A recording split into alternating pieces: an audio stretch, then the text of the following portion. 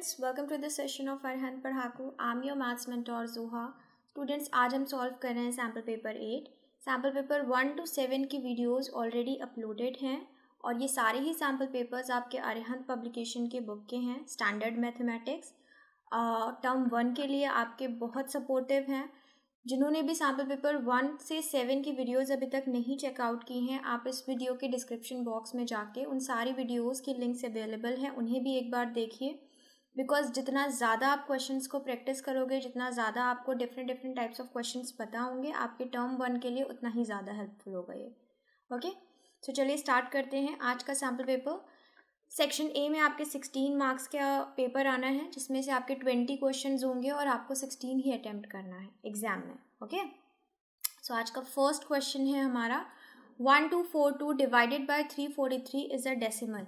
ठीक है, आपको ये बताना है कि ये नॉन टर्मिनेटिंग है, नॉन टर्मिनेटिंग रिपीटिंग है या नॉन रिपीटिंग टर्मिनेटिंग होगा या नन ऑफ द अबव. ठीक है, सो आपको पता है ये क्वेश्चन, इस तरह के क्वेश्चन सॉल्व करने के लिए हमें जस्ट क्या करना होता है, हमें सबसे पहले ये चेक करना है कि क्या हमारा फ्रैक्शन जो है वो सिंपलेस्ट फॉर्म में है, यानी कि ऐसा तो नहीं है कि इससे ज़्यादा डिवाइड हो सकता हो. ठीक है, कोई इसका कॉमन फैक्टर तो नहीं है न्यूमरेटर और डिनोमिनेटर का. सो चेक कर लीजिए, ये 343 7 का क्यूब होता है. ओके, सो हम न्यूमरेटर चेक कर लेते हैं, क्या ये 7 से डिविजिबल है. सो न्यूमरेटर चेक करिए, न्यूमरेटर 7 की डिविजिबिलिटी आई होप बहुत कम लोगों को याद होगी आई थिंक.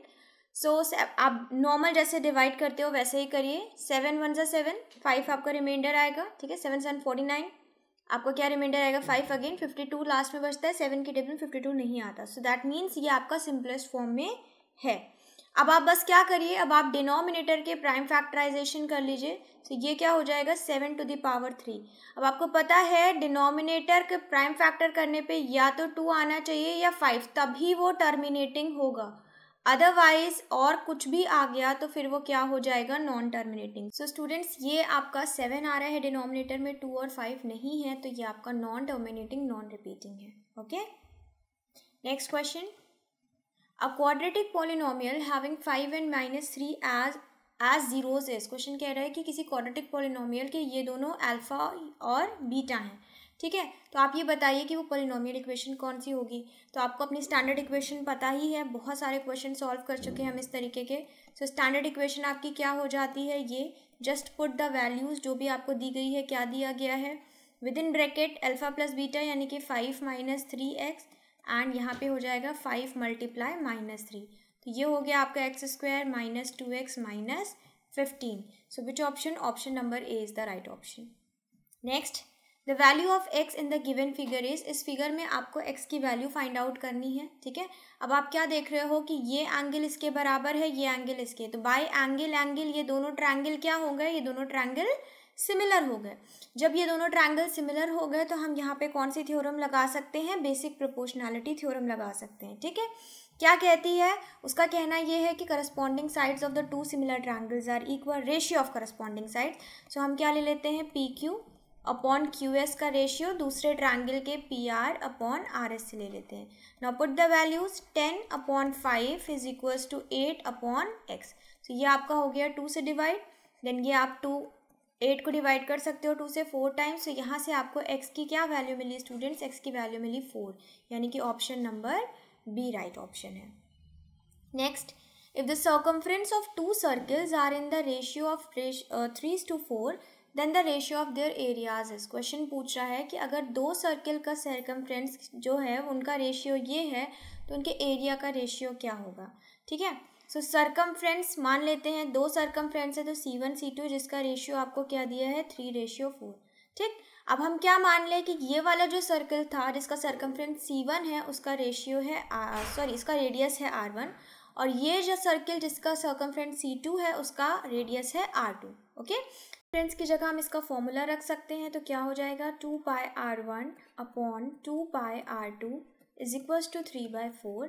यहाँ से 2π से 2π आपका कैंसिल आउट हो गया, तो हमें radius 1 of circle 1 and radius 2 of circle 2 का रेशियो मिल गया. ठीक, ना क्वेश्चन आपसे पूछ रहा है कि आप एरिया और दोनों एक एरिया का रेशियो निकालिए. सो एरिया का रेशियो कैसे हो जाएगा, πr1 square upon πr2 square. सो यहाँ आपका पाई कैंसिल आउट हो गया. अब r1 अपॉन r2 का रेशियो आपके पास ऑलरेडी है, सो ये हो जाएगा 3/4 का होल स्क्वायर। यहाँ से आपको क्या मिल गया रेशियो 9/16, यानी कि दोनों सर्किल के एरिया का जो रेशियो है वो 9/16 है। That is option number A. Okay, next, the coordinates of the point which divide the line segment joining points 4, -3 and 8, 5 in the ratio 1:3 internally are। ठीक है, क्वेश्चन पूछ रहा है इंटरनली ये जो कोऑर्डिनेट है कौन सा कोऑर्डिनेट होगा जो इस लाइन ज्वाइनिंग जिस लाइन के ये दो कोऑर्डिनेट्स हैं ओपनिंग एंड एंडिंग, तो इस लाइन का जो कोऑर्डिनेट होगा जो इस रेशियो में डिवाइड करेगा वो कौन सा होगा। ठीक है, चलिए देखते हैं फिगर बना के। सो ये हम मान लेते हैं लाइन सेगमेंट है आपकी जिसका कोऑर्डिनेट है, एक है 8, 5 और दूसरा है आपका 4, -3। अब इसको कोई कोऑर्डिनेट P है जो क्या कर रहा है, डिवाइड कर रहा है रेशियो किसमें, 1:3। ओके, अब आपको समझ में आ ही गया होगा कि ये कौन सा चैप्टर, इसमें हम कौन सा फॉर्मूला लगाएंगे, हमें इसमें सेक्शन फॉर्मूला लगाना है। So the coordinate of X Y, मैं फॉर्मूला नहीं लिखूंगी वो आपको याद होना चाहिए। हम डायरेक्टली सॉल्व करते हैं। क्या होता है m1 x2, तो m1 आपका 1 है, x2 आपका 8 है। सो m1 x2 यानी कि 8 प्लस m2 x1 यानी कि 12 upon m1 plus m2 that is 1 + 3। Now y का coordinate m1 y2 that is 5 plus m2 y1 that is -9 and upon 1 + 3। Okay, अब हम क्या करेंगे, हम x के कोऑर्डिनेट को x से इक्वेट कर देंगे, y को y से इक्वेट कर देंगे। सो यहाँ से हमें x का क्या कोऑर्डिनेट मिलता है, हमें x का कोऑर्डिनेट मिल जाता है 20/4 दैट इज़ ये हो गया आपका 5। और सिमिलरली हमें y का कोऑर्डिनेट मिल जाता है -4/4 which is -1।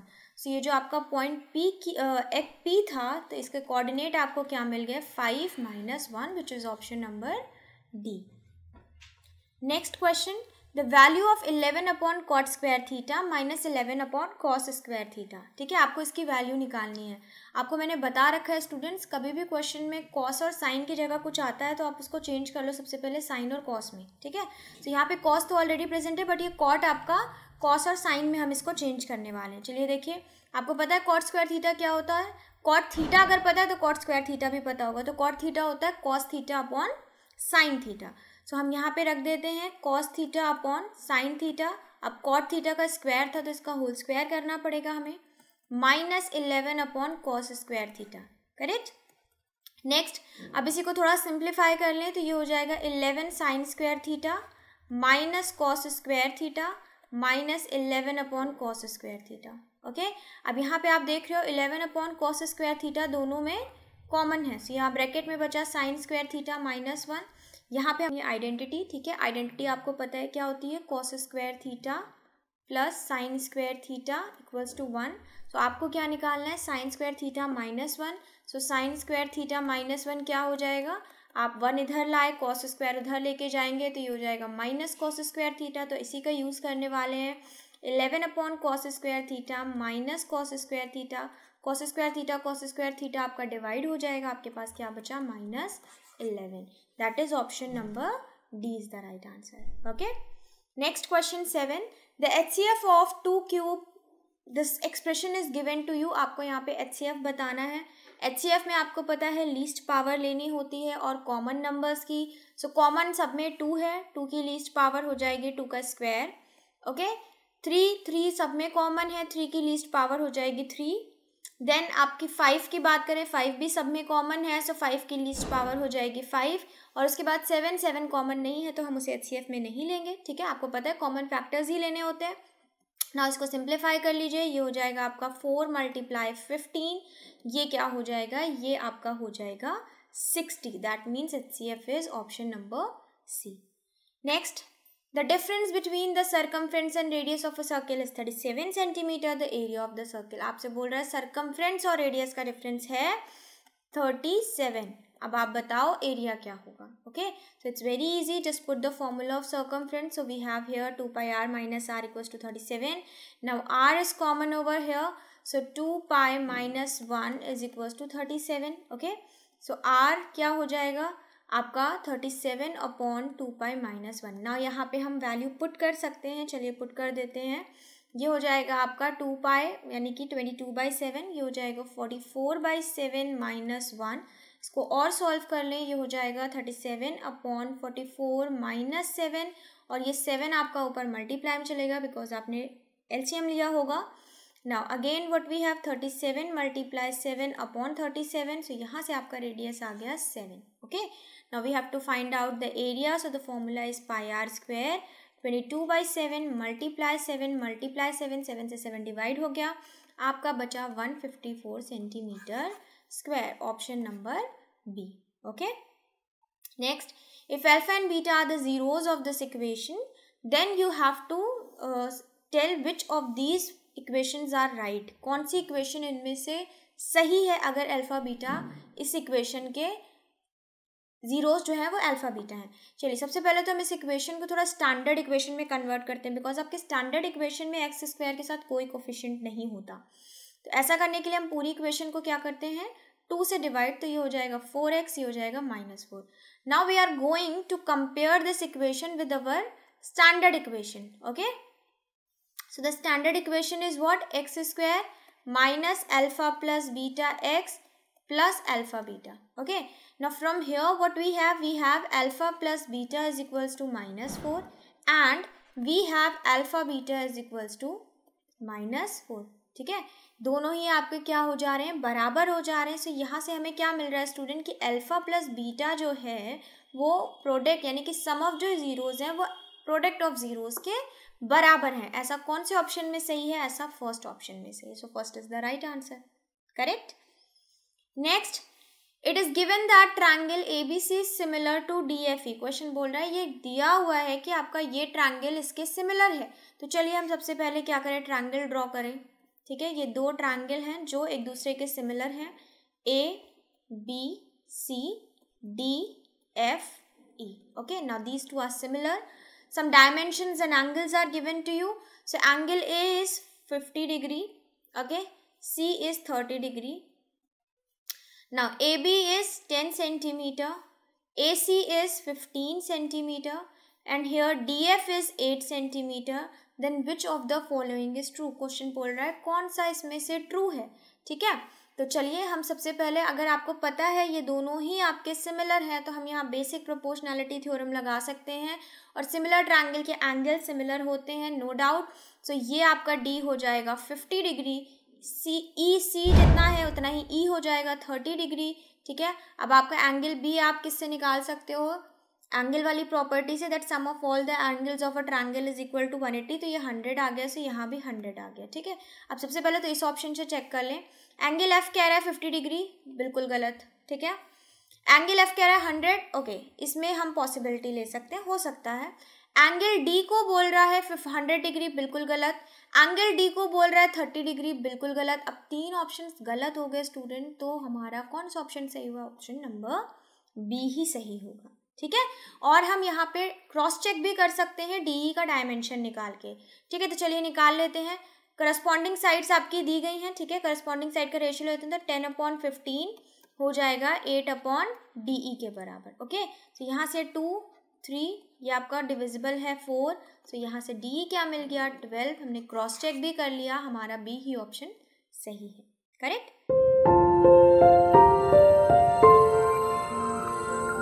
Next question student, if tan theta is equal to 3/4 then cos square theta minus sine square theta is equal to, आपको इसकी वैल्यू निकालनी है. अब tan थीटा का आप बेसिक फॉर्मूला जानते हो क्या होता है, परपेंडिकुलर अपॉन बेस. तो ये हो गया परपेंडिकुलर, ये हो गया बेस. ठीक है, अब रेशियोज ये जो लगते हैं ट्रिग्नोमेट्रिक, ये राइट एंगल ट्रायंगल में ही लगते हैं. सो परपेंडिकुलर 3 है, बेस आपका 4 है, तो हाइपोटेन्यूज आपकी क्या आ जाएगी, हाइपोटेन्यूज बाय PGT आपकी आ जाएगी. आई एम नॉट सॉल्विंग, आप सॉल्व कर सकते हो. बाय PGT आ जाएगी आपकी 5.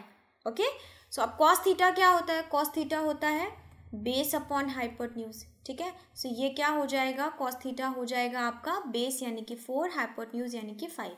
ठीक, ये हमने क्या निकाल लिया, ये कॉस थीटा. सिमिलरली हम साइन थीटा निकाल सकते हैं, क्या होता है परपेंडिकुलर अपॉन हाइपोटेन्यूज. परपेंडिकुलर है 3, हाइपोटेन्यूज है 5. ठीक, अब हमें क्या निकालना है, कॉस स्क्वायर थीटा और साइन स्क्वायर थीटा की डिफरेंस. चलिए, कॉस स्क्वायर थीटा हो जाएगा 16/25, साइन स्क्वायर थीटा हो जाएगा 9/25. हमने इसे सब्ट्रैक्ट किया, हमें मिला 7/25, यानी कि option number A. Next, C is the midpoint of PQ. P is 4x, C is y minus 1 and Q is this, then x, y respectively are. Question कह रहा है जो C है वो मिड पॉइंट है PQ का, तो ये PQ है, ठीक है। C मिड पॉइंट है, ये है। सबके आपको कोऑर्डिनेट्स गिवन है, P का है 4x, ओके, Q का है आपका -2 4, ठीक है, और मिड पॉइंट C है आपका y माइनस 1। अब क्वेश्चन बोल रहा है एक्स वाई की वैल्यू निकाल। अब मिड पॉइंट का फॉर्मूला तो आप जानते हैं स्टूडेंट्स क्या होता है, तो मिड पॉइंट का फॉर्मूला, मिड पॉइंट है y माइनस 1, इसका फॉर्मूला क्या हो जाएगा x1 प्लस x2 यानी कि 4 प्लस -2 अपॉन 2, ठीक है, y1 प्लस y2 यानी कि x प्लस 4 अपॉन 2, ओके। अब हम क्या करेंगे, हम x और y के कोऑर्डिनेट्स को इक्वेट कर देंगे।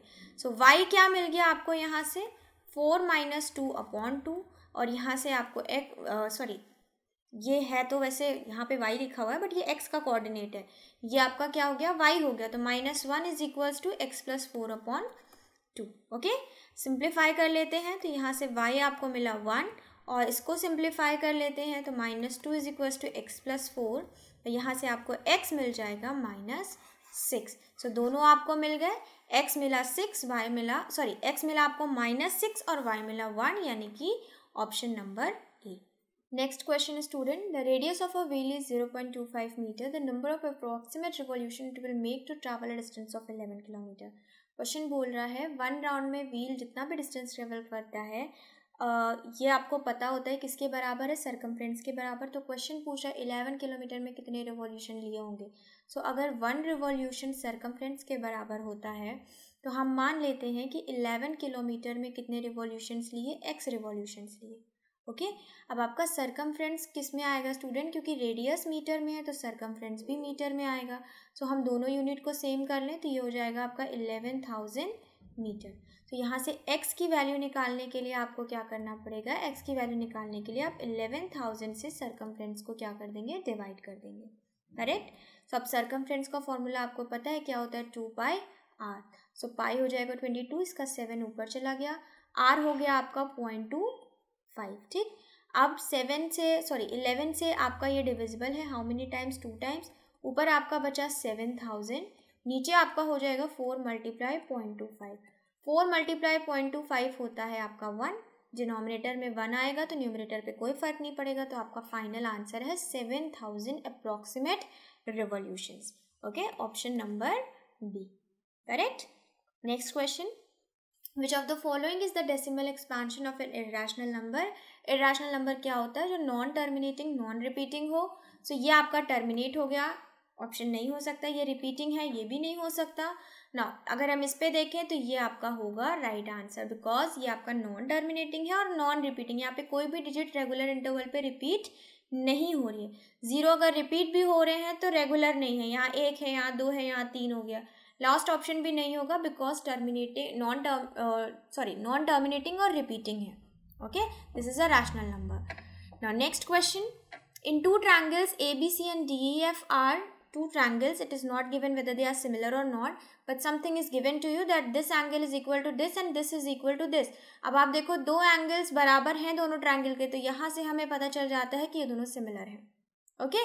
आप क्वेश्चन बोल रहा है AB अपॉन AC किसके इक्विवेलेंट होगा, ठीक है। तो AB अपॉन AC यहाँ से ही देख लीजिए, ज़रूरी नहीं है फिगर बनाए, चाहे तो फिगर बना के भी इजीली कर सकते हैं, लेकिन यहाँ से भी देखो AB, तो AB किसके इक्विवेलेंट होगा, DE के, ठीक है, इसके। देन आपके पास है AC, तो AC किसके इक्विवेलेंट होगा, DF के, ठीक है। सो हमें यहीं से मिल गया DE अपॉन DF, यानी कि option number A, okay. Next, the sum and product of zeros of a quadratic polynomial are 0 and √3, ठीक है। क्वेश्चन बोल रहा है सम ऑफ 0 है 0 के बराबर और प्रोडक्ट ऑफ जीरोज है √3 के बराबर, ठीक है। अब आपसे क्वेश्चन बोल रहा है कि क्वाड्रेटिक पोलिनोमियल बताइए।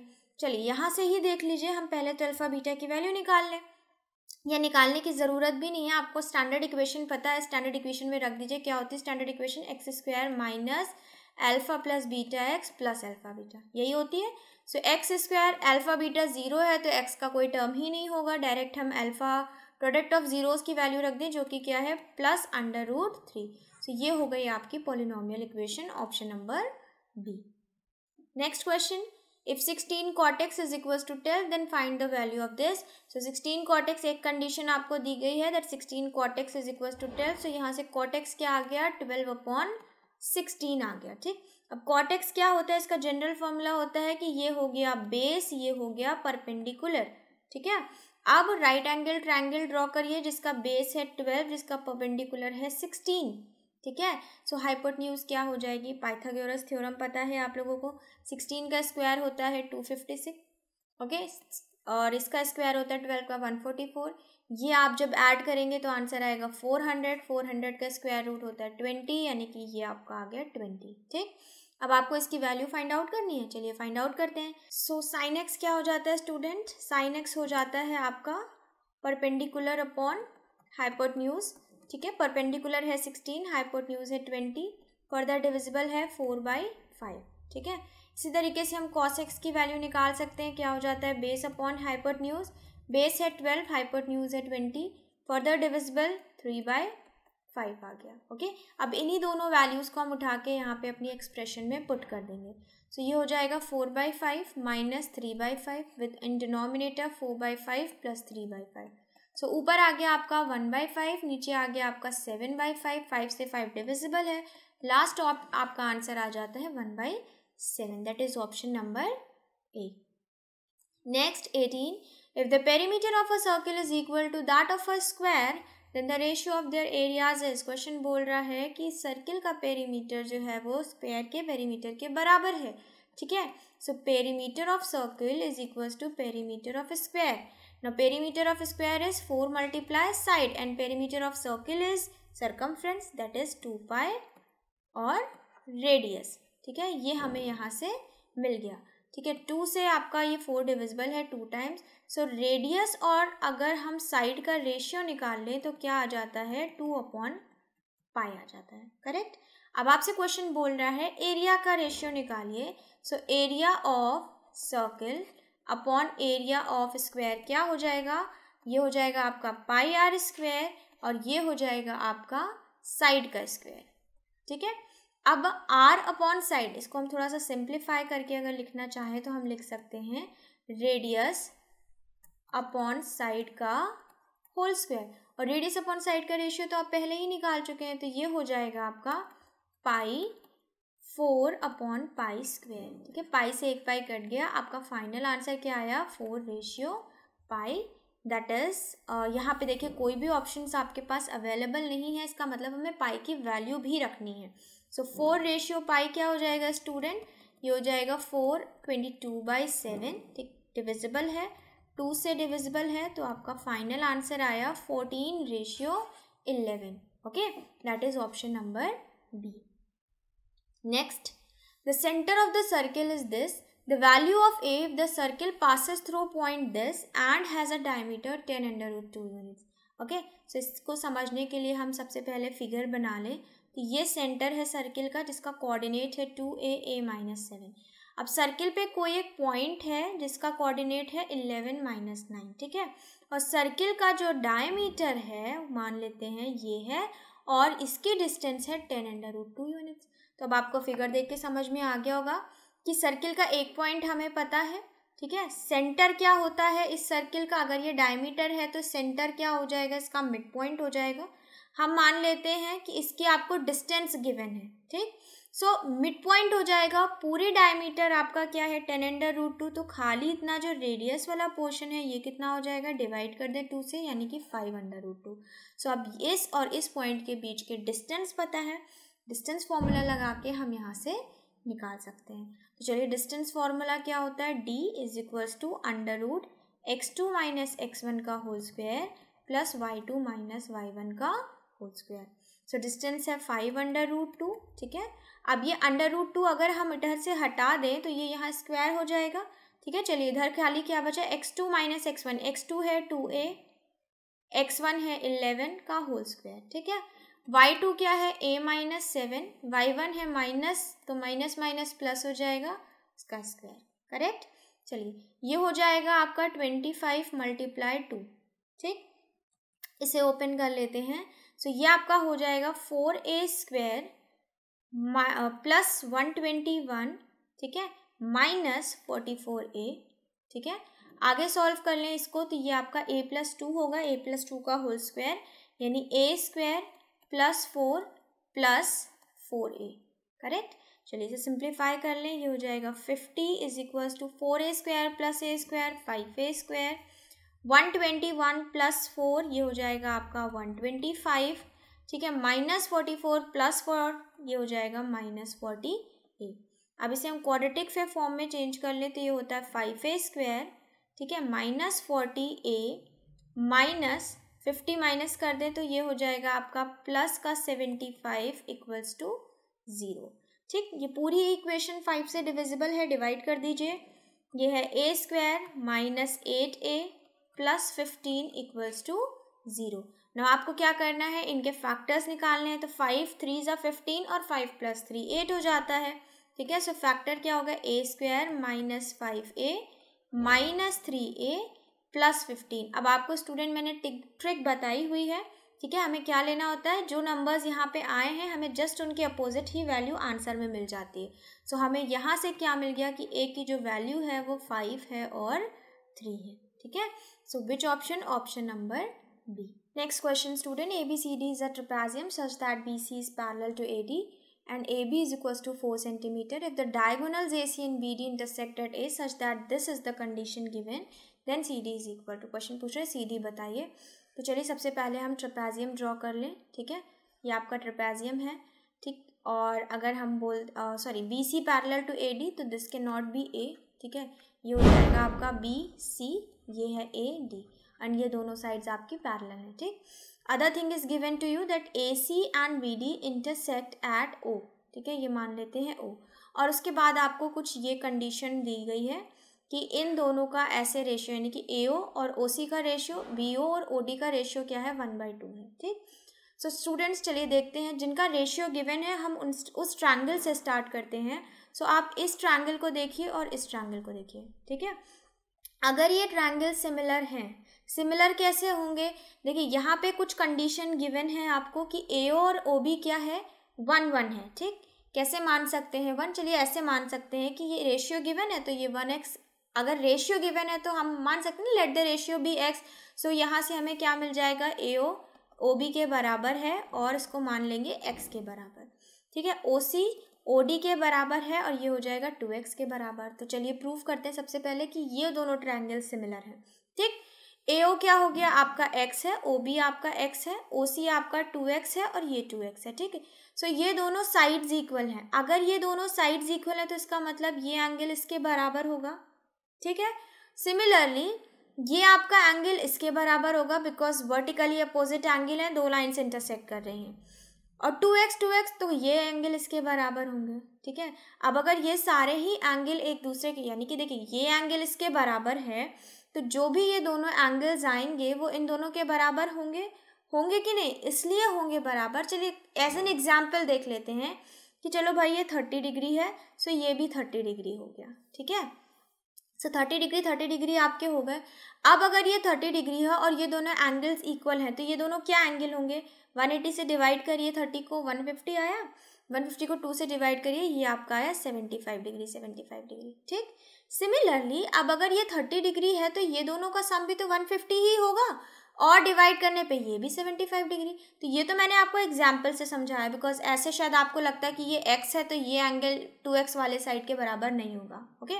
सो हमें क्या पता चल गया कि सारे एंगल्स बराबर हैं तो इसका मतलब ये दोनों ट्रायंगल क्या है, सिमिलर है। कौन से दो triangle, AOB triangle is similar to COD triangle, ठीक है। अब आप मुझे ये बताएं कि अगर ये दोनों ट्रायंगल सिमिलर हैं तो क्या हम इसमें बेसिक प्रोपोर्शनैलिटी थ्योरम लगा सकते हैं, CD कैलकुलेट करने के लिए बिल्कुल लगा सकते हैं। चलिए लगा दीजिए।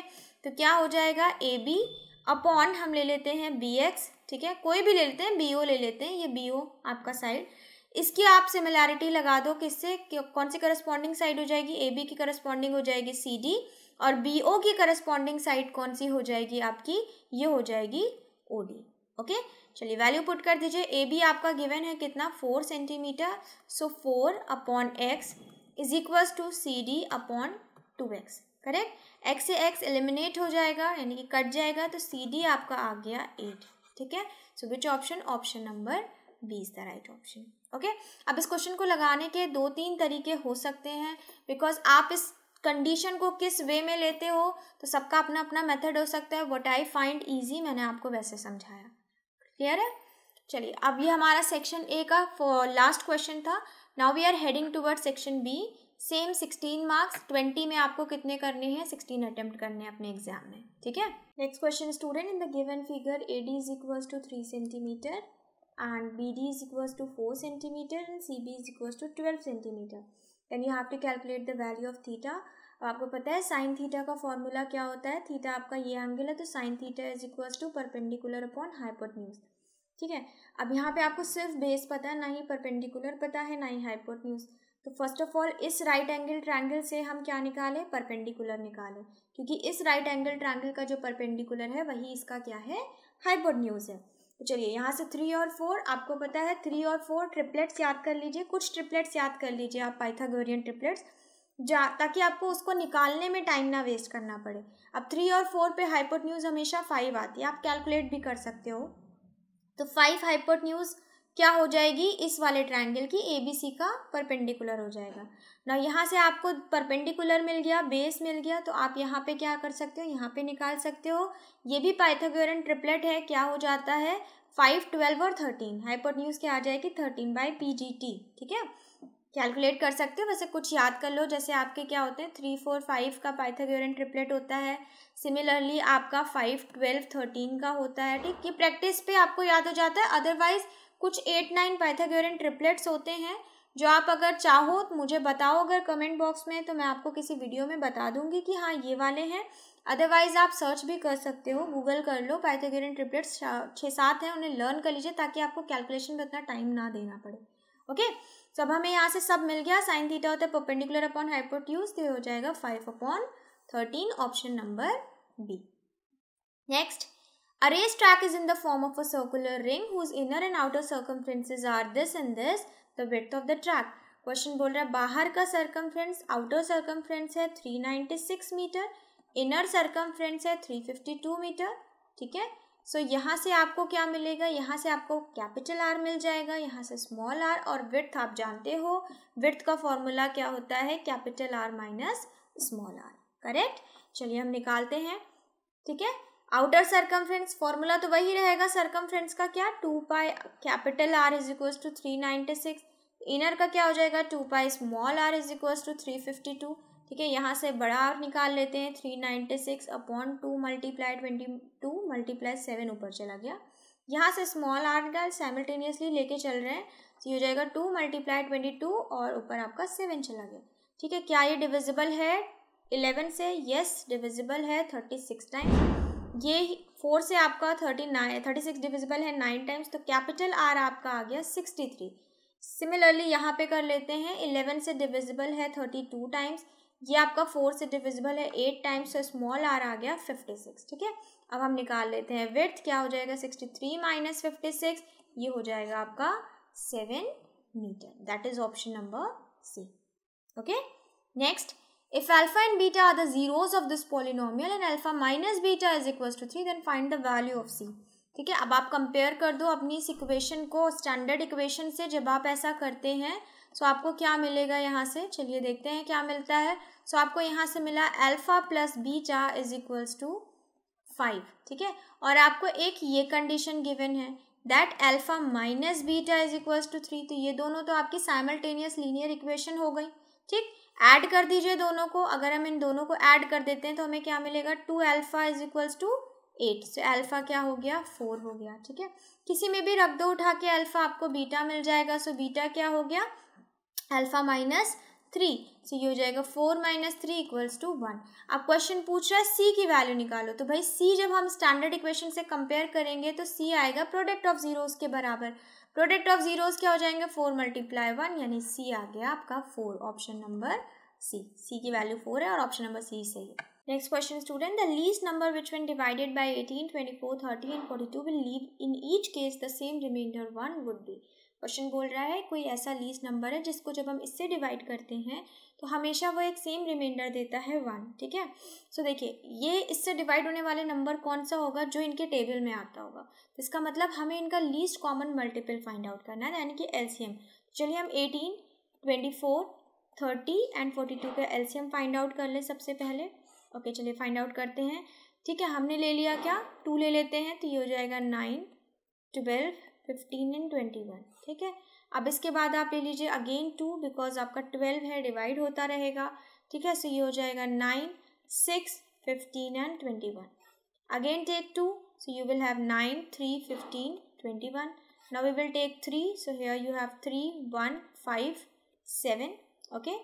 Now again 3, 1, 1, 5, 7. अब आपको पता है 5 5 से होगा 7 7, सो आप सबका मल्टीप्लिकेशन कर लो। ये हो जाएगा 8, 8 9 72, 72 मल्टीप्लाई 5 एंड मल्टीप्लाई 7, सो ये आपका क्या हो जाएगा 360 मल्टीप्लाई 7, सो ये हो जाएगा 700, 7 6 42, 2 4 कैरी 7 3 21, ये हो जाएगा 2520, ठीक है। अब ये लीस्ट कॉमन मल्टीपल है जो इन सबसे डिवाइड हो जाता है, लेकिन हमेशा आपको ऐसा निकालना है जो हमेशा 1 रिमाइंडर दे।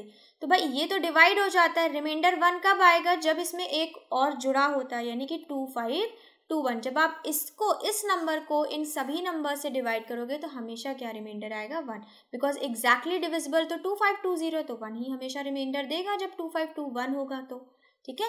सो ऑप्शन नंबर सी आपका क्या हो जाएगा, यहाँ से राइट हो जाएगा। Next, the coordinates of the point B which divides the lines joining the points A B in the ratio, ठीक है। आपको कोऑर्डिनेट निकालना है जो इन दोनों लाइन के बीच में इस रेशियो पे डिवाइड कर रहा हो, ठीक। सो यहाँ लग जाता है आपका कौन सा फॉर्मूला, पता ही है आपको, सेक्शन फॉर्मूला।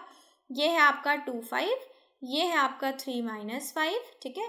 कोई पॉइंट है पी जो डिवाइड कर रहा है इसको किस में, 2:3 में, लगा दीजिए सेक्शन फॉर्मूला, ठीक है। चलिए लगाते हैं, m1x2 यानी कि 6 प्लस m2x1 यानी कि 6 अपॉन 2 + 3, नीचे m1 + m2 होता है, m2y1 यानी कि -10 प्लस m1y2, और ये हो जाएगा आपका m2 + m1 यानी कि 2 + 3, ठीक है। इक्वेट कर देते हैं x को x से, तो ये हो जाएगा 12 अपॉन, ठीक है, 5, और y हो जाएगा आपका 5/5, तो y आपका आ गया 1 और x आ गया आपका 12/5। तो कोऑर्डिनेट एक्स वाई क्या हो जाएगा स्टूडेंट्स, कोऑर्डिनेट एक्स वाई हो जाएगा 12/5, 1, यानी कि option number B. Next, if sin a plus cosec a is this, then find the value of this. Okay, it's very easy question, और I think ये मैं 4th टाइम सॉल्व करवा रही हूँ आपको, मैंने चैप्टर में भी करवाया, 2-3 सैम्पल पेपर्स में भी ये क्वेश्चन था। तो चलिए देखते हैं, जिन्हें याद है आई वुड सजेस्ट कि आप वीडियो को पॉज करो, अपने आप से सॉल्व करो, ताकि आपको समझ में आए कि हाँ आपने सही किया है या नहीं किया है। तो चलिए, sin a plus cosec a, cosec a को हम उल्टा लिख सकते हैं क्या, 1/sin a = 2, ठीक है। अब आप एलसीएम ले लेंगे तो ये हो जाएगा sin square a + 1 = 2 sin a, ठीक है। अब हम इसको क्वाड्रेटिक में के फॉर्म में चेंज कर लेते हैं, sin square a -2 sin a + 1 = 0। अब अगर आपको आइडेंटिटी याद हो तो ये हो जाती है sin a - 1 का होल स्क्वायर = 0। यहाँ से आपका sin a - 1 = 0 आ गया, और आपको sin a की वैल्यू मिल गई क्या, 1, ठीक है। उठा के यहाँ पुट कर दीजिए, क्या हो जाएगा sin स्क्वायर a यानी 1 का स्क्वायर प्लस कोसेक स्क्वायर क्या होता है, कोसेक होता है 1/sin a, 1/1 1 ही होगा, तो ये भी हो गया 1 स्क्वायर। तो ये आपका आ गया answer 2, that is option number A. Okay, next, a man goes 15 meter due west and then 8 meter due north. How far is he from the starting point? For this you need to know the directions first. So this is north, this is south, this is east and this is west, and you know that we have all the distance at perpendicular, ठीक है। Perpendicular distance होती है इन सब के, दोनों सभी एक दूसरे के परपेंडिकुलर होते हैं सारे directions. So from here let's solve the question. 15 metre due west, एक आदमी वेस्ट की तरफ जाता है कितना, 15 मीटर। अब वेस्ट में जाने के बाद वो नॉर्थ की तरफ जाता है कितना, 8 मीटर, ठीक है। क्वेश्चन पूछ रहा है अपने स्टार्टिंग पॉइंट से वो कितनी दूर है, तो ये इतनी दूरी पे है, इनके बीच में 90 डिग्री होता है। सो ये आपका क्या हो गया, पाइथागोरस से आप इसको निकाल सकते हो, ठीक है। चलिए निकाल लेते हैं, ये है आपकी हाइपोटेन्यूज, ठीक है। So hypotenuse square = base square, base क्या 15, 15 का स्क्वायर प्लस परपेंडिकुलर यानी 8 का स्क्वायर, ये हो जाएगा 225 प्लस 64, यहाँ से आपको मिला 289। अब 289 किसका स्क्वायर होता है, अगर आपको याद है तो ये होता है 17 का square. So option number B is the right option. Okay, next, in triangle ABCD is parallel to BC। एक ट्रायंगल है ABC जिसमें DE है वो BC के पैरेलल। अब DE के बारे में आपको कुछ भी नहीं बताया गया है, बट आई थिंक अगर पैरेलल है तो कुछ ऐसे ही होगा। ठीक है, क्वेश्चन को आप कह सकते हो इनकम्प्लीट है, बताना चाहिए कि D आपका AB के बीच का पॉइंट है, E आपका AC के बीच का पॉइंट है। एनीवेज ऐसा ही क्वेश्चन होगा। नाउ यू नो आपको आंसर करना है इसमें कौन सा सही है। चलिए, तो अगर ये दोनों ट्रायंगल पैरेलल है तो आपको पता है पैरेलल की कंडीशन में ये सिमिलर है। अब हम यहाँ पे लगाते हैं अपनी प्रोपोर्शनैलिटी वाली थ्योरम। सो AD अपॉन AB, ठीक है, AD इस ट्रायंगल का, AB इस ट्रायंगल का, इसका रेशियो है AE और AC के बराबर, तो ये सही है, बिल्कुल सही है। ठीक है, नेक्स्ट वाले पे आ जाते हैं। AB अपॉन AD, यानी कि उल्टा कर दिया इन्होंने। ठीक है, सो ये भी उल्टा हो जाना चाहिए भाई, जब उल्टा किया AB अपॉन AD तो ये भी उल्टा हो जाना चाहिए, इसका मतलब ये उल्टा नहीं हो रहा है, गलत है। यहाँ पे आ जाते हैं AB अपॉन AD, ये आपका है AC अपॉन AD के बराबर, तो ये भी बिल्कुल गलत है, नन ऑफ दीज हो ही नहीं सकता। ठीक है, so which option, option number A is the right option. Okay, 29, if a pair of linear equations is consistent then the lines will B.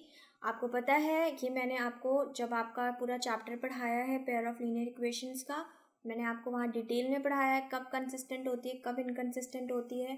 तो इसका राइट ऑप्शन है ऑप्शन नंबर डी, इंटरसेक्टिंग और coincident. जब आपकी line intersecting होगी, यानी कि जब उसका सोल्यूशन यूनिक होगा, इंटरसेक्टिंग पे सोल्यूशन क्या होता है, यूनिक होता है, तो जब सोल्यूशन यूनिक होता है तब भी आपकी जो पेयर ऑफ लीनियर इक्वेशंस होते हैं वो कंसिस्टेंट होते हैं। और जब आपका कोइंसिडेंट कब होती है, जब आपके इनफाइनाइट सोल्यूशंस हो। ठीक है, इनफाइनाइट सोल्यूशंस हो तब भी आपका क्या होता है, कंसिस्टेंट होता है। तो इन्हीं दोनों ऑप्शंस पे आपकी pair of linear equations consistent है।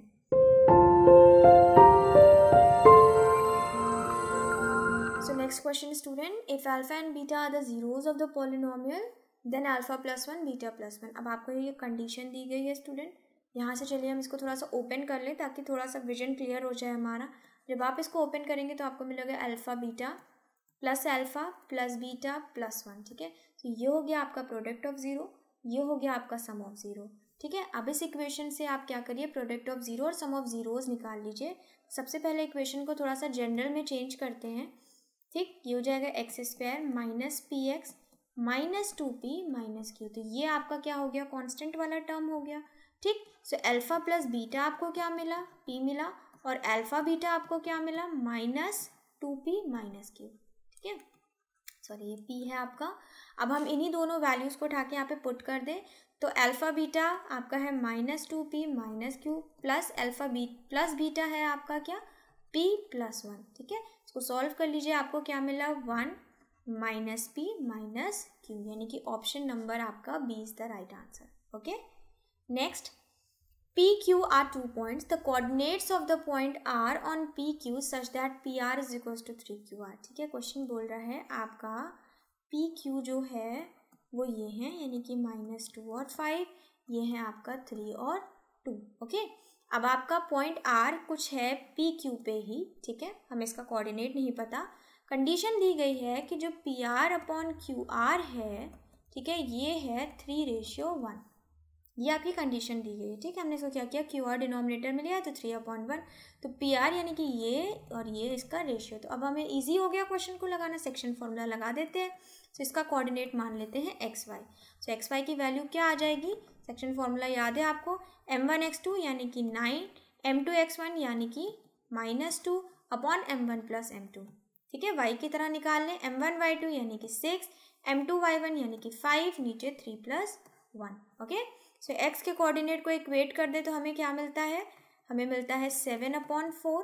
ठीक है, y को इक्वेट कर दे तो मिलता है 11/4। ठीक है, तो एक्स वाई क्या आ गया, 7/4, 11/4, option number B. Okay, now next question 32, LCM and HCF of two non-zero positive numbers are equal, then the numbers must be। Question बोल रहे हैं LCM और HCF जो है दो नॉन जीरो पॉजिटिव नंबर्स हैं जिनका LCM भी इक्वल है, HCF भी इक्वल है, तो ये जो दोनों नंबर होंगे ये क्या होंगे। ठीक है, चलिए एग्जाम्पल से आपके ऑप्शन से सॉल्व करते हैं। पहले कंडीशन कह रही है प्राइम, तो हम ले लेते हैं दो नंबर प्राइम नंबर्स 2 और 3। ठीक, अगर हम इनका LCM निकालें तो आंसर क्या आएगा, 6 आएगा। अगर हम इनका HCF निकालें तो आंसर क्या आएगा, 1। क्या HCF LCM इक्वल है, नहीं, ऑप्शन कट गया। ठीक, को प्राइम नंबर्स, को प्राइम नंबर्स तो आप जानते ही होंगे, एक के बाद एक आने वाला, सो वो यही तो होता है, ठीक है। 2 प्राइम नंबर्स ये आपके यही तो होते हैं। सो ये आपका कट गया, नहीं आ रहा है क्योंकि। कंपोजिट की बात कर लेते हैं। चलिए, कंपोजिट नंबर ले लिया हमने, एक ले लिया आपका 4, दूसरा ले लिया हमने 6। इनका एलसीएम निकालिए। एलसीएम निकालेंगे तो आपके पास क्या आंसर आएगा, 12। एचसीएफ निकालेंगे तो क्या आंसर आएगा, आंसर आएगा खाली 2, ठीक है। सो ये हो गया आपका, ये भी ऑप्शन गलत हो गया। यहाँ से कह रहा है 2 इक्वल नंबर्स ले लो, तो 2 और 2 ले लेते हैं। एलसीएम निकालेंगे तो आंसर क्या आएगा, 2। एचसीएफ निकालेंगे तो आंसर क्या आएगा, 2। यानी कि जब 2 नंबर्स इक्वल होंगे तभी उनका एलसीएम और एचसीएफ इक्वल होगा। ओके, सो ऑप्शन नंबर डी आपका राइट ऑप्शन है, ठीक। चलिए next question. The area of shaded region in the given figure is, आपको निकालना है। एसी आपको दिया है 24, ओके। बीसी आपको दिया है 10, ठीक है। ओ आपको नहीं पता, ओ सेंटर है, आपको ए बी नहीं पता, बट सिंस आपको सर्किल की प्रॉपर्टी पता होगा कि जब डायमीटर पे आपका कोई साइड आती है ट्रायंगल की और उसका जो एक पॉइंट हो वो सर्किल पे हो, तो ये आपका कैसा ट्रायंगल बनता है, राइट एंगल ट्रायंगल, यानी कि ये परपेंडिकुलर हैं दोनों एक दूसरे के। तो यहाँ से आप डायमीटर निकाल सकते हैं, क्यों, क्योंकि वो हाइपोटेन्यूज होगी, ठीक है। चलिए निकाल लेते हैं इस हाइपोटेन्यूज, और इन अदर वे डायमीटर के डिस्टेंस, और डायमीटर लिख दिया मैंने। चलिए निकालिए पाइथागोरस थ्योरम से, hypotenuse square equals to 24 square plus 10 square, ठीक है। अब 24 का स्क्वायर आप निकाल लो, ठीक है। निकाल लेते हैं, क्या होता है 4, ये हो जाएगा आपका 16, और ये हो गया 16, यहाँ से आपको मिला क्या 576, ठीक है। सो दिस इज 576 प्लस 100, ये आपको मिला 676, ठीक है। अब आपको पता है 676 किसका स्क्वायर होता है, मुझे तो नहीं पता। चलिए निकालते हैं स्क्वायर रूट डिवीजन वाले मेथड से। सो पीछे से पेयर बनाते हैं। सो दिस इज 2 2 4, यहाँ पे आपका रिमाइंडर बचा 2, और ये 76 पूरा उतर जाएगा। यहाँ से आपके आ गया 4, ठीक है। अब आपका ले लेते हैं 6, सो ये हो जाता है 26 का स्क्वायर। इसका मतलब हाइपोटेन्यूज आ गई 26, दिस इज 26, डायमीटर आ गया 26। अब आपको क्वेश्चन क्या बोल रहा है कि आप शेडेड पोर्शन का एरिया निकालो, ठीक है। सो शेडेड पोर्शन का एरिया कहाँ से निकालेंगे, अगर हम इस सेमी सर्किल के एरिया से ट्रायंगल के सब एरिया को माइनस कर दे तो शेडेड आ गया, है ना भाई। ये सेमी सर्किल तो है, ये वाला आपका क्या है, ये सेमी सर्किल है, ठीक है। सो पूरे सर्किल का एरिया क्या हो जाएगा, पाई आर स्क्वायर, तो सेमी सर्किल का एरिया हो जाएगा पाई R square upon 2।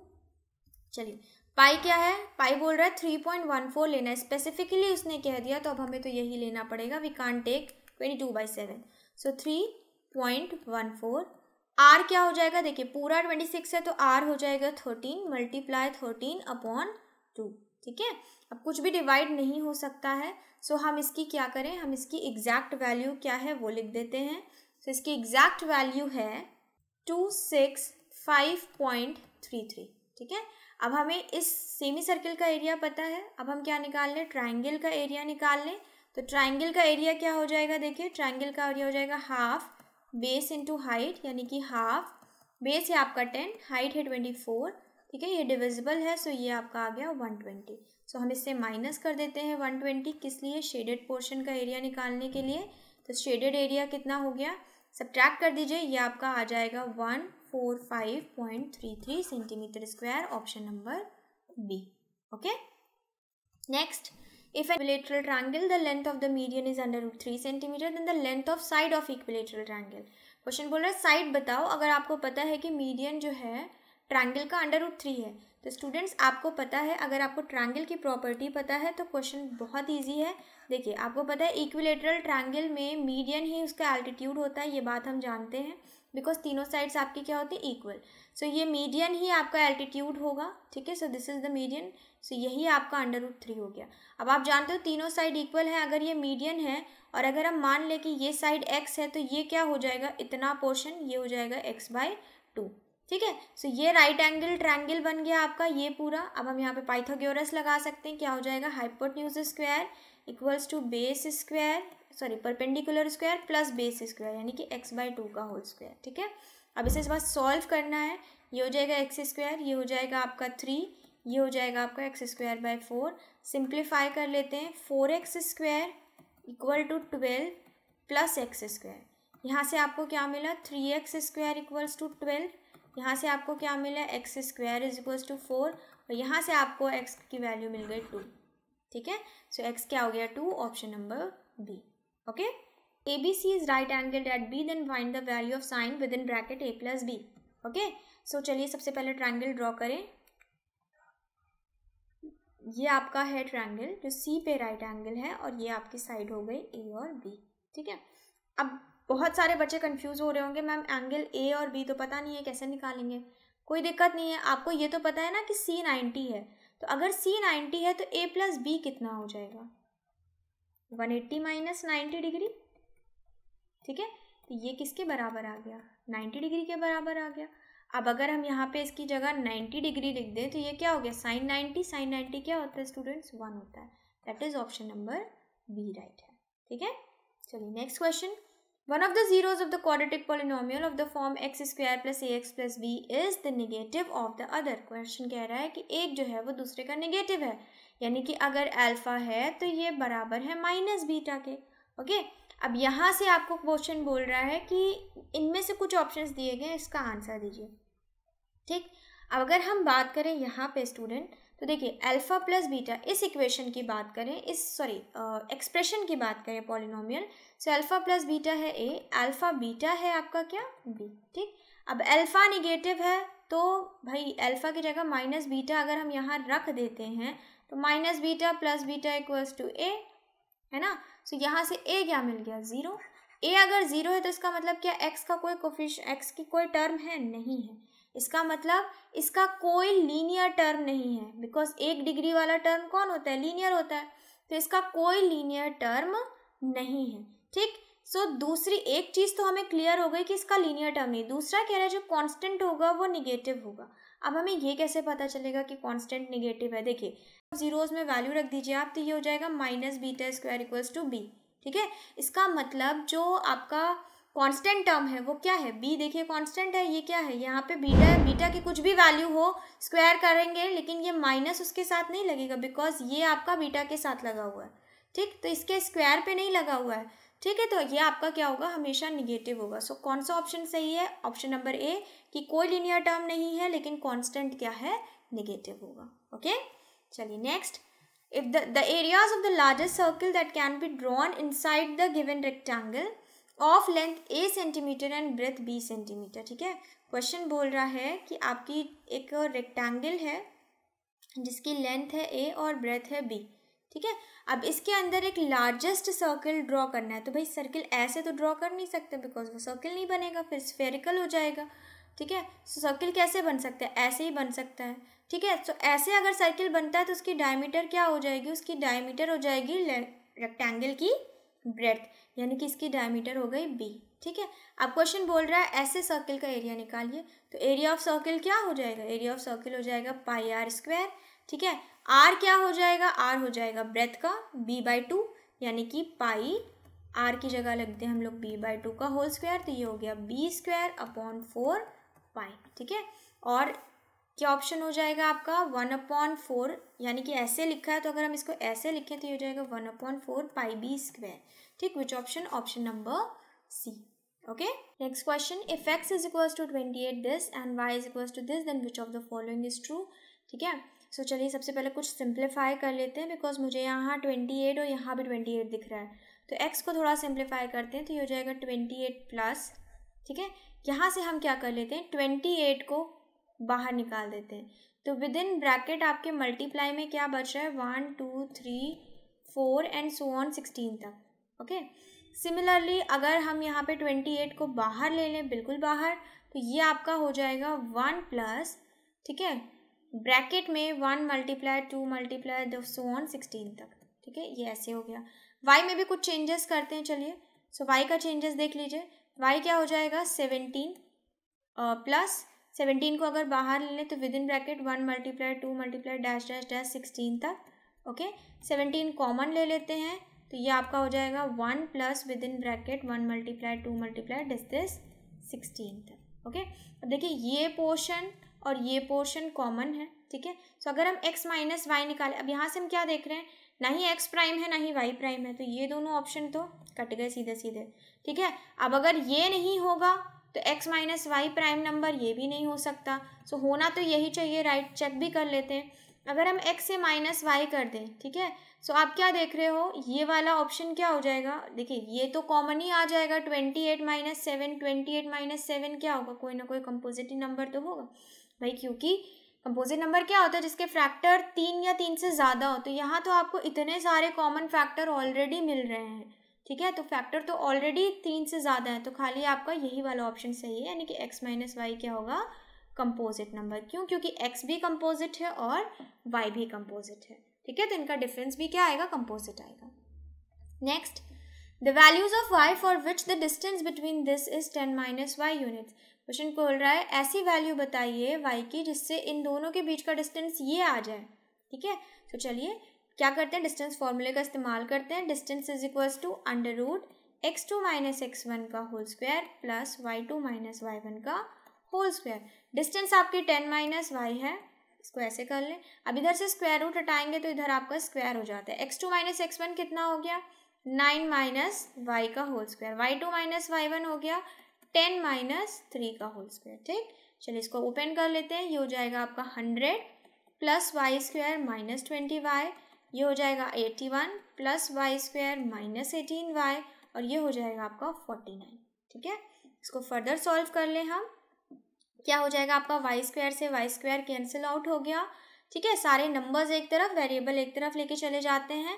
So 100 minus 81 minus 49 is equals to 18y plus 20y, ठीक है। यहाँ से आपको क्या मिला, 2y। इसको अगर हम सॉल्व कर लेते हैं तो ये आपका हो जाता है 130 निगेटिव, ठीक है, ये आपको आंसर देगा -30। सो y यहाँ से आ गया -15, that is option number C, okay. Next, if cos 30 dot tan 30 is equals to sin alpha, then find the value of tan 2 alpha. So first we need to know what is alpha. Okay, so the value of cos theta is, you know, under root 3 by 2. Value of tan 30 is 1 upon under root 3 is equals to sin alpha, ठीक है। so ये आपका cut गया। अब 1 by 2 is equals to sin alpha, sine की table में 1 by 2 कब आता है, आपको पता है sin 30 पे आता है, ठीक है। सो यहाँ से हमें क्या मिला students, that alpha is equals to 30 degree. So now tan 2 alpha means tan 60 degree, और tan 60 डिग्री पे वैल्यू क्या होती है, under root 3। So option number B आपका राइट ऑप्शन है, ठीक है। So this was the last question of section number B. Now we have section 3 which is of 8 marks and case study based questions, ठीक है। इसमें आपको 10 में से 8 करने होते हैं खाली एग्जाम में, यहाँ तो हम सभी प्रैक्टिस करेंगे। ये रही आपकी first case study, okay. Vikas is working with TCS and he is sincere and dedicated to his work. Okay, this should be sincere. He pay all his taxes on time and invest the some amount of his salary in funds for his future. ठीक है? He invested some amount at the rate of 20% simple interest and some other amount at the rate of 10% simple interest. उसने कुछ amount को 12% के interest पे invest किया, कुछ को 10% के इंटरेस्ट पे सिंपल इंटरेस्ट पे। ईयरली उसको ₹130 मिलता है इंटरेस्ट के तौर पे, दोनों का मिला के। But if he interchange the amounts he invested he would receive ₹4 more as interest, ठीक है। अगर पहले 130 मिल रहा था, उल्टा कर देने पे आपको कितना मिलेगा फिर स्टूडेंट, 134 ज़्यादा मिलता है ना, मतलब 4 ज़्यादा तो 134। अब इस डेटा पे आपको कुछ क्वेश्चंस के आंसर्स देने हैं, ठीक है। चलिए, consider the amount invested at 12% BP and 10% BQ, then formulate the required linear equation for the first condition, ठीक है। सो जब उसको 12% P पे 12% मिलता है तो हम क्या निकाल लें, 12% ऑफ P निकाल लें, ठीक है। सो 1200 ऑफ P, ठीक, प्लस क्योंकि दोनों का इंटरेस्ट मिल रहा है, ठीक है, तो 10% ऑफ Q। अब ये किसके बराबर, इंटरेस्ट के बराबर, और उसको ऐसे पे इंटरेस्ट मिल रहा था 130, ठीक है। इसको थोड़ा सा सिंप्लीफाई कर लेते हैं तो ये हो जाएगा 12P plus 10Q is equals to 1300। अब ये क्या डिविजिबल है, बिल्कुल, लेकिन हमें ज़रूरत नहीं है डिवाइड करने की। सो कौन सी इक्वेशन से मैच कर रहा है, सी, यानी कि थर्ड इक्वेशन से मैच कर रहा है। So this is the final option. Next what we have, ना formulate the linear equation for second condition. Second condition क्या थी कि उल्टा कर दो, तो यहाँ पे आपका फर्स्ट वाले में क्या है, 12 के साथ Q हो जाएगा और 10 के साथ क्या हो जाएगा, P हो जाएगा। लेकिन इन दैट केस आपका इंटरेस्ट क्या बढ़ जा रहा था, 4 रुपये बढ़ा जा रहा था, तो 124 हो जाएगा, ठीक है। चलिए देख लेते हैं, लिख के देखते हैं। सो क्या क्वेश्चन कह रहा था कि 12% के साथ Q ले लो, ठीक है, उल्टा करना है, 10% के साथ P ले लो तो इंटरेस्ट उसको 134 मिलता है, 134 हो जाएगा। यहाँ से आपको मिला 10P plus 12Q is equals to 13400, that is option number B आपका यहाँ पे राइट है, ठीक है। नेक्स्ट चलते हैं, क्वेश्चन बोल रहा है what is the value of P। सो तो ये तो आपका साइमल्टेनियस इक्वेशन हो जाएंगी।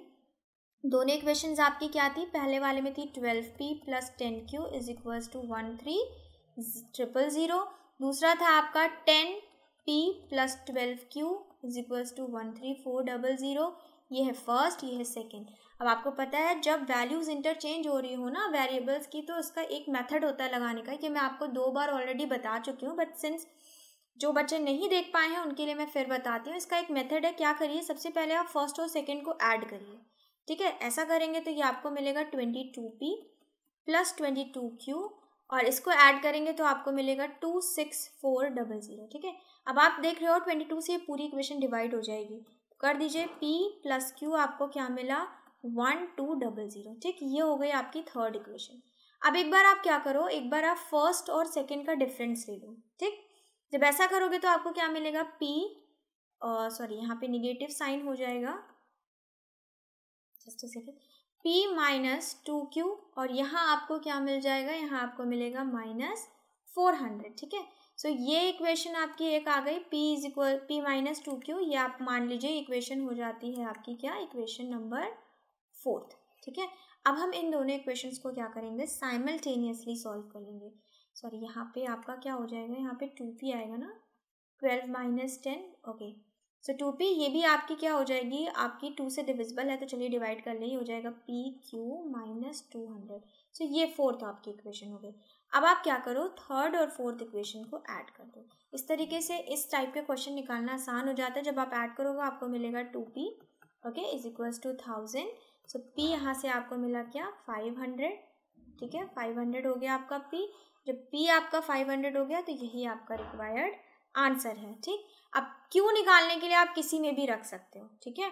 सो नेक्स्ट क्वेश्चन है आपका Q, ठीक है। तो Q निकालने के लिए आप क्या करो, किसी में भी रख दो, तो 1200 माइनस P कर देते हैं, यानी कि 1200 माइनस 500, यहाँ से आपको आंसर मिल जाएगा 700, okay, 700, option number A. Last, if the rate of interest changes to 15% for the first amount and 12% for the second amount, how much amount of money is earned, ठीक है। सो आपको पहला अमाउंट पे आपको कितना पड़ रहा है, 15%। पहला अमाउंट आपका है क्या, P क्या है आपका 500, इस पे हम 15% निकाल लेते हैं, प्लस कर दें क्योंकि टोटल आपको निकालना है। दूसरा अमाउंट है 700, तो इस पे आपको कितना निकाल लेते हैं, 12% निकाल लेते हैं। चलिए कैलकुलेट कर लीजिए, ये हो जाएगा 75, ये हो जाएगा आपका 84। सो आपको कितना मिल रहा है स्टूडेंट्स, 159 रुपीज़, यानी कि option number D is the right, ठीक है। Next we have case study 2। Sanjeev sees a game in a fair, he is keenly interested to play it, ठीक है। He asked the rules for game from the owner. The owner says that you will move this spinner first. If it stops on a prime number, then you are allowed to pick a marble from the bag which contains 14 white and 10 black marbles. So all total 24 marbles are there. Prizes are given when a white marble is picked randomly, ठीक है। सो एक spin आपको करना है, wheel spin करना है। अगर आपका प्राइम नंबर आया तो आपको अलाउ किया जाएगा कि आप एक मार्बल पिक कर लो बॉक्स से, जिसमें आपके 24 ऑल टोटल मार्बल्स हैं। जीतोगे आप तब, प्राइज आपको तब मिलेगा जब आपका पिक किया हुआ मार्बल वाइट कलर का होगा, ठीक है। चलिए अब इस डेटा पे बेस्ड आपको कुछ ऑप्शंस देने, तो हमें क्या पता चला डेटा से कि प्राइम नंबर होना चाहिए, तभी आपको मार्बल पिक करने को मिलेगा, और वाइट मार्बल आया तो आप जीतोगे, ओके।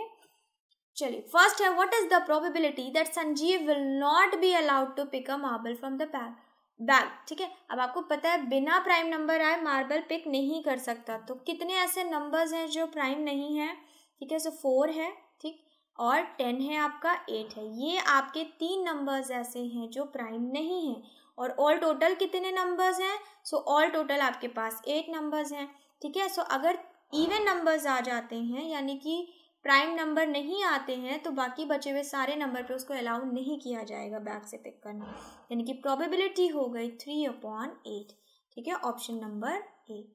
नेक्स्ट क्या प्रोबेबिलिटी है कि उसे पिक करने के लिए अलाउ किया जाएगा, तो टोटल 5 प्राइम नंबर्स हैं, सो प्रोबेबिलिटी क्या हो गई 5/8, इस पे उसको अलाउ किया जाएगा पिक करने के लिए। ना अगर उसे अलाउ किया जाता है तो क्या प्रोबेबिलिटी है कि बैग में से ब्लैक बॉल निकलेगी, ठीक है, ब्लैक मार्बल निकलेगा। सो बैक टू आपका केस स्टडी। सो बैक आपका क्या है, ब्लैक कितने हैं 10 है, कितने में 24 में, ठीक है। तो फेवरेबल आउटकम अपॉन टोटल यानी कि ब्लैक के लिए आपका हो जाएगा 10/24, इसको डिवाइड कर ले तो आपका आंसर आएगा 5/12 यानी कि option number B.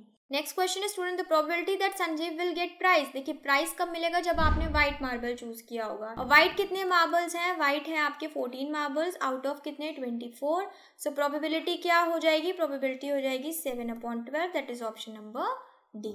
The last question, the probability that Sanjeev will pick a red marble from the bag, sorry, ठीक है। तो क्या कोई रेड मार्बल था बैग में, आपके बैग में कोई रेड मार्बल नहीं था, तो संजीव पिक कैसे कर सकता है, यानी कि एक इम्पॉसिबल इवेंट है, तो इसकी प्रोबेबिलिटी क्या होगी 0। आपको मैं ऑलरेडी बता चुकी हूँ, जब मैंने आपको प्रोबेबिलिटी पढ़ाया था हमने डिटेल में डिस्कस किया है कि प्रोबेबिलिटी लाई करती है 1 से 0 के बीच में, ओके। ना ही निगेटिव हो सकती है प्रोबेबिलिटी, ना ही आपकी ग्रेटर दैन 1 हो सकती है, और एक इम्पॉसिबल इवेंट की प्रोबेबिलिटी हमेशा क्या होती है 0 होती है। तो स्टूडेंट्स ये थे आज के 50 questions of sample paper 8। Next video में हम सैम्पल पेपर 9 के क्वेश्चंस को सॉल्व करेंगे, एंड आई होप आपको किसी भी क्वेश्चन को कोई प्रॉब्लम नहीं रही होगी, बट स्टिल अगर आपको है तो आप कमेंट बॉक्स में मेंशन करें, okay. And sample paper 1 to 7 की वीडियोस की लिंक आपको इसी वीडियो के डिस्क्रिप्शन बॉक्स में मिल जाएगी, उन्हें भी देखिए, ये आपके टर्म 1 के लिए इंपॉर्टेंट है, okay. So let's meet in the next video of sample paper 9. Thank you and have a nice day.